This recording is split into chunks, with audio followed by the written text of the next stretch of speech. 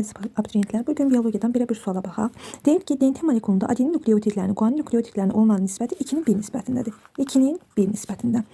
Bu molekulda cəmi 102 nukleotid varsa, ümumi hidrogen rabitələrini hesablayın. Ümumiyyətcə, bizə 2-nin 1 nisbətində verirsə, əgər biz adenini 2x ilə işarə etsək, bu zaman 2x də timindir. Çünki bilirik, adenin ilə timin bir-birinə bərabərdir. Üzərinə gəlirik, əgər guanini x ilə işarə edərsək, bu zaman sitozin də x-dir. Bunları bərabər eləyirəm 102-yə. 6x'imiz bərabərdir 102, x'imiz bərabərdir 17.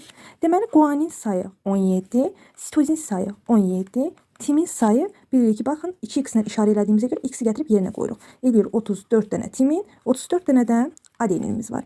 Daha sonra bizdən hidrogen rabitəsini soruşur. Bilirik ki, adenin ilə timin arasında 2 qat rabitə var.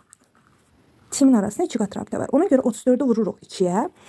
Eləyir burada 68. ilə guanin arasında isə 3 qat rabitə olduğuna görə 17-ni vururam 3'ə, o da eləyir 51. Daha sonra 68 ilə 51'i toplayıram. Bu da eləyir 119.